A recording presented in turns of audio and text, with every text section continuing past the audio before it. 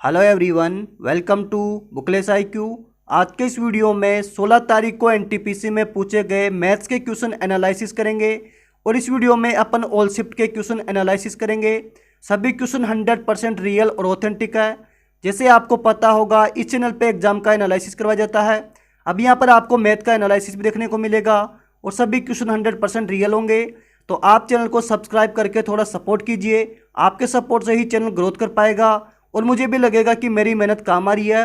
साथ ही आप वीडियो को लाइक कीजिए, आपके लाइक से मुझे मोटिवेशन मिलता है। और सबसे पहला क्वेश्चन है, यदि किसी भिन्न के अंश में 80% की वृद्धि की जाए और उसके हर में यदि 120% की वृद्धि की जाए तो उसका अनुपात हो जाता है 5:11। तो आपको बताना है कि वास्तविक संख्या क्या है। तो सबसे पहले आपको याद रखना है, जब भी किसी संख्या में परसेंट में वृद्धि की जाती है तो वो वृद्धि होती है 100 पे।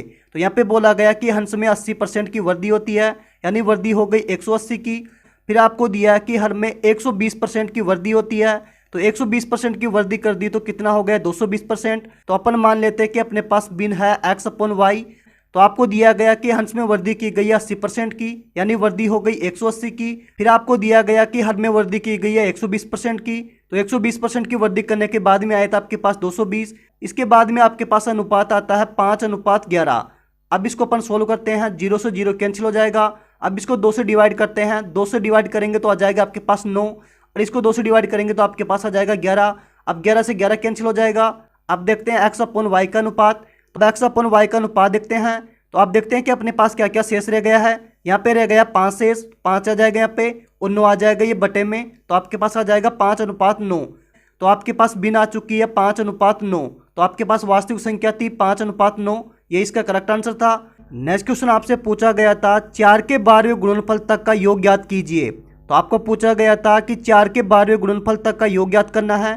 तो 4 का पहला गुणनफल हो जाएगा 4 × 1, दूसरा हो जाएगा 4 × 2, तीसरा हो जाएगा 4 × 3। ऐसे करते करते आपको चलना है 4 के 12वें गुणनफल तक। अब अपन को इसका योग निकालना है।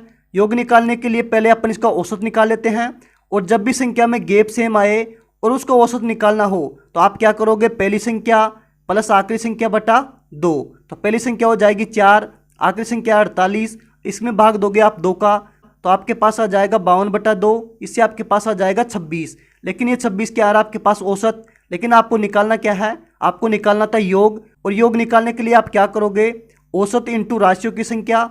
अब आप इसको मल्टीपल करोगे तो आपके पास आ जाएगा 312 है। तो इसका सही आंसर हो जाएगा 312। जब 26 × 12 को मल्टीपल करोगे तो आपके पास आ जाएगा 312। नेक्स्ट क्वेश्चन आपसे पूछा गया था, रोलर के पहिए की त्रिज्या 21 सेमी है तथा रोलर द्वारा तय की गई दूरी 198 मीटर है। तो आपको बताना है कि पूरी दूरी तय करने में रोलर द्वारा कितने चक्कर लगाए जाएंगे। तो सबसे पहले आपको पता होना चाहिए कि रोलर का पहिया एक वृत्त की तरह होता है और इसकी त्रिज्या दे रखी है आपको 21 सेमी। अब आपको पता होगा वृत्त की परिधि होती है 2πr। अब इसको सोल्व करते हैं। 2 × पाई का मान होता है 22/7 और आर का मान दे रखा है आपको 21। अब इसको सोल्व करेंगे तो आपके पास कितना आएगा 132, यानी 132 आ जाएगा। अब रोलर द्वारा लगाए गए चक्कर ज्ञात करते हैं, तो n × 132 बराबर आपको पता है कितनी दूरी तय की गई है 198 मीटर।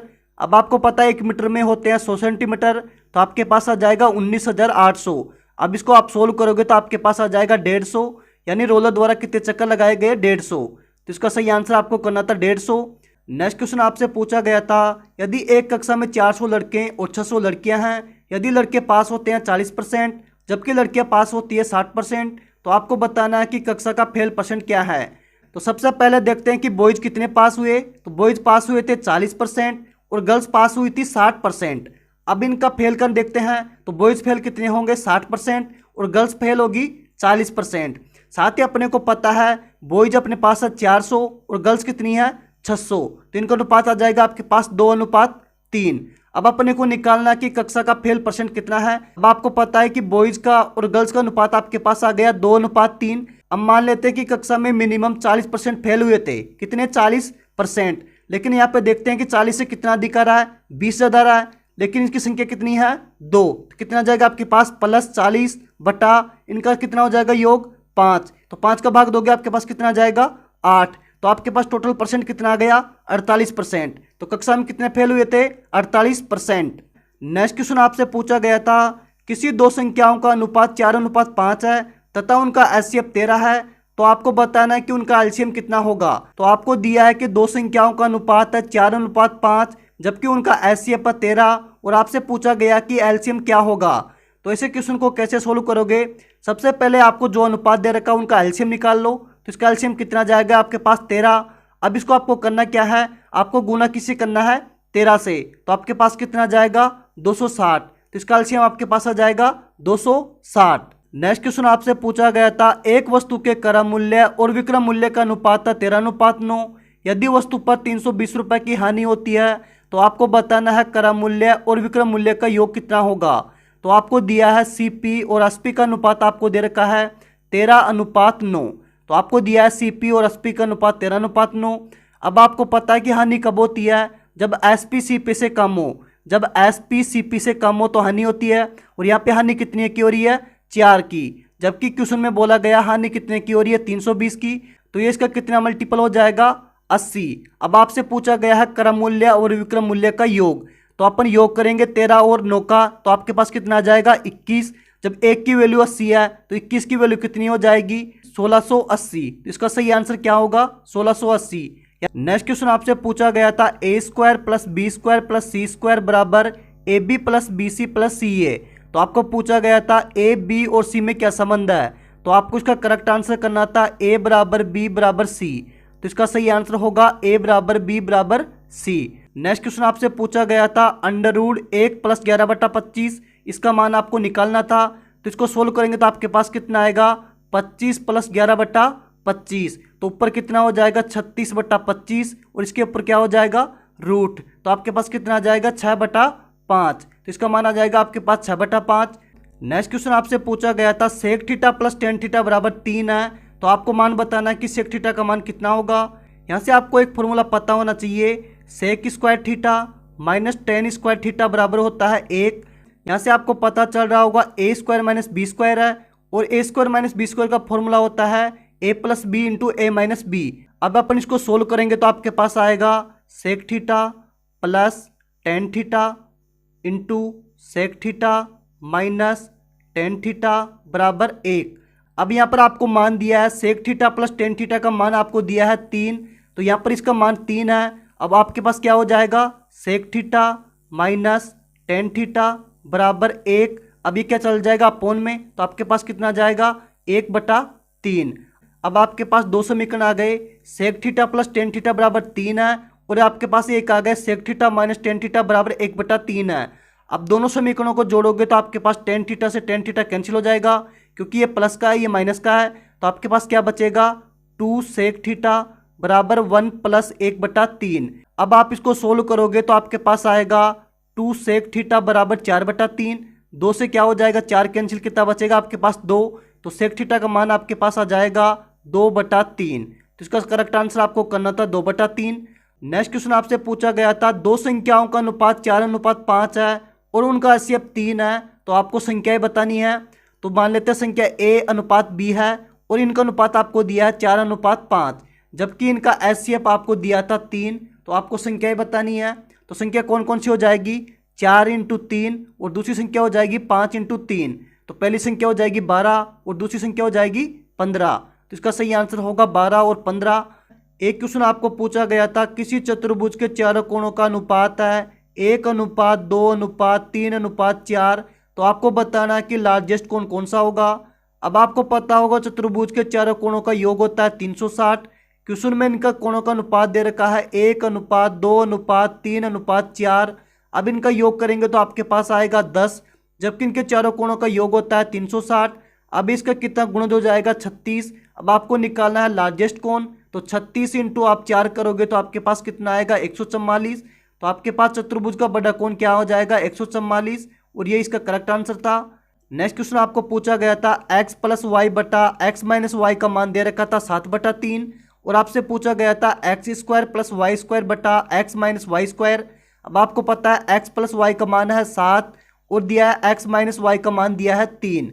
अब इसको ऐड करेंगे तो आपके पास क्या जाएगा 2x बराबर 10 और x का मान कितना आ जाएगा आपके पास 5। जब x का मान 5 है तो y का मान कितना आ जाएगा आपके पास 2।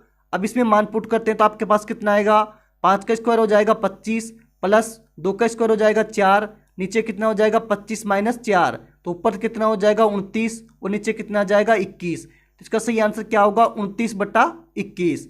नेक्स्ट क्वेश्चन देखते हैं। x + y बराबर 60 दिया था और x - y बराबर x + y का 1/6 और आपको पूछा था कि x और y का मान कितना होगा। अब आपको दिया था कि x + y बराबर 60 है। अब x - y का मान निकालते हैं तो कितना हो जाएगा 60/6, कितना आ जाएगा आपके पास 10। अब दोनों समीकरणों को सोल्व करते हैं। अब इनको ऐड करेंगे तो y से y कैंसिल हो जाएगा और 2x बराबर आपके पास आ जाएगा 70 और x का मान आपके पास आ जाएगा 35। अब x का मान यहाँ पे पुट करेंगे तो आपके पास y का मान आ जाएगा 25। तो x और y का मान कितना हो जाएगा 35 और 25। ये इसका करेक्ट आंसर था। नेक्स्ट क्वेश्चन आपको पूछा गया था x + y बराबर 20 है और x - y बराबर 14 है। तो आपको पूछा गया था 2x × y। अब इसको सोल्व करते हैं। x + y बराबर 20 है और x - y बराबर आपके पास 14 है। अब दोनों समीकरणों को ऐड करेंगे तो y से y कैंसिल हो जाएगा और 2x बराबर आपके पास कितना आ जाएगा 34 और x का मान कितना आ जाएगा आपके पास 17। अब y का मान निकालेंगे तो आपके पास आ जाएगा 3। अब इसमें पुट करते हैं तो आपके पास कितना आएगा 2x × y। तो कितना हो जाएगा 17 × 3। इनको सोल्व करेंगे तो आपके पास कितना होगा 51 × 2। तो आपके पास कितना आंसर आ जाएगा 102। 102 इसका करेक्ट आंसर था।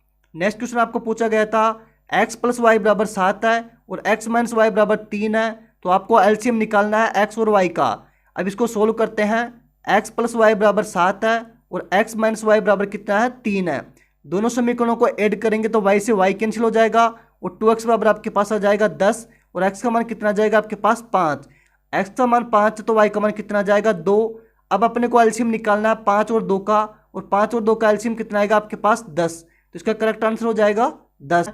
नेक्स्ट क्वेश्चन आपको पूछा गया था राम ने 50 रुपए में 12 की दर से कोई वस्तु खरीदी और उसी वस्तु को राम ने 50 रुपए में 8 की दर से बेच दी। तो आपको राम का प्रॉफिट लॉस ज्ञात करना है। तो यहाँ पर आपको दिया है कि राम ने 50 रुपए में 12 की दर से कोई वस्तु खरीदी जबकि 50 रुपए में उसने 8 रुपए की दर से बेच दी। तो सबसे पहले अपन इसको सेम करते हैं। तो इसको अपन किससे गुना करेंगे 2 से और इसको गुना करेंगे 3 से। तो ये कितना हो जाएगा 24 और ये भी कितना हो जाएगा 24 और इसको 2 से गुना करेंगे तो ये हो जाएगा 100 और इसको 2 से गुना करेंगे तो ये कितना हो जाएगा 150। तो यहाँ पे आपके पास प्रॉफिट कितने का हो रहा है 50 का बटा कितना हो जाएगा 100 × 100। तो 100 से 100 कैंसिल हो जाएगा। आपके पास प्रॉफिट कितना आ जाएगा 50%। तो इसका सही आंसर कितना होगा 50%। नेक्स्ट क्वेश्चन आपको दिया था यदि मूलधन 5000 है और चक्रवृद्धि ब्याज की दर से पहले साल के लिए 2% की दर है, दूसरे साल के लिए 3%, जबकि तीसरे साल के लिए दर है 4%। तो आपको बताना है कि मिश्रधन कितना होगा। तो आपको दिया है कि मूलधन है 5000 जबकि पहले साल के लिए रेट है 2%। तो कितना हो जाएगा 102/100। दूसरे साल के लिए है 3%, कितना हो जाएगा 103 × 100 और तीसरे साल के लिए कितना है 4%, कितना हो जाएगा 104/100। तो कितना होगा 2 जीरो से 2 जीरो कैंसिल हो जाएगा, 1 जीरो से 1 जीरो कैंसिल। तो आपको इस टाइप का करना था। आप इसको सोल्व कर लेना, इसका आंसर आ जाएगा। तो ये क्वेश्चन आपको पूछा गया था। अब रीजनिंग के क्वेश्चन देख लेते हैं जो कि एनटीपीसी एग्जाम में पूछे गए थे। और सबसे पहला क्वेश्चन था किन्हीं दो चिन्हों को परस्पर बदलने से दिए गए समीकरण को सही करना था। तो आपको दिया गया था 42/4 + 2 - 3 × 5 = 29। तो अपन लेते हैं ऑप्शन डी। तो आपको दिया है 42/4, तो भाग को चेंज करेंगे प्लस से तो कितना आ जाएगा +4। अब प्लस को चेंज करेंगे भाग से तो भाग देंगे अपन 2 का -3 × 5 = 29। देखते हैं कि 29 आता है कि नहीं आता। 2 से कैंसिल हो जाएगा 2 बार। इन दोनों को ऐड करेंगे आपके पास 44 आ गया और ये कितना है 15 = 29। अब इसको अपन सोल्व करते हैं तो 44 में से 15 जाएंगे आपके पास कितना आएगा 29 और ये भी कितना है 29। तो इसका सही आंसर क्या हो जाएगा ऑप्शन डी। नेक्स्ट क्वेश्चन आपसे पूछा गया था एक घड़ी 1 बजे 1 बार बजती है, 2 बजे 2 बार बजती है, 3 बजे 3 बार बजती है और इसी क्रम में वो बजती रहती है यानी गुंजन करती रहती है। तो आपको बताना है कि एक दिन में कुल कितनी बार बजेगी। इसके लिए एक फॉर्मूला है जो आपको याद करना है n+1/2। अब आपको पता है एक दिन में घंटे होते हैं 12, तो 12 और 12 और 1 कितना हो गया 13/2। तो 2 से इसको कैंसिल हो जाएगा 6 बार। 13 × 6 कितना हो जाएगा 78। ये कितना आया 12 घंटे के लिए आया है। लेकिन आपको पता है एक दिन में दिन और रात में होते हैं 24 घंटे। तो आप क्या करोगे 12 घंटे का आ गया 72, तो 24 घंटे का कितना हो जाएगा 156। तो इसका सही आंसर क्या हो जाएगा 156 यानी ऑप्शन 20 का करेक्ट आंसर है। नेक्स्ट क्वेश्चन आपसे पूछा गया था दिए गए विकल्पों में संबंधित शब्द को चुनिए। तो आपको दिया था गेंगा का संबंध आयोडीन से, तो आपको एनीमिया का संबंध बताना था। तो आपको पता है आयोडीन की कमी से गेंगा रोग होता है, तो एनीमिया रोग होता है लोह रक्त की कमी से। लोहे की कमी से क्या हो जाता है? एनीमिया रोग। तो यानी ऑप्शन 20 का करेक्ट आंसर है। आई होप कि आपको ये वीडियो पसंद आया होगा। वीडियो को पसंद आए तो जरूर लाइक करना, साथ ही चैनल को सब्सक्राइब कर लेना। आप लोग सपोर्ट करोगे तभी चैनल ग्रोथ करेगा। मैं यहाँ पे आपके पास मैथ के और जीके के सभी क्वेश्चन एनालिसिस करता हूँ, और आप लोग हमें कमेंट करके बताएं कि आपको ये वीडियो कैसा लगा। Thank you watching this video. Have a nice day.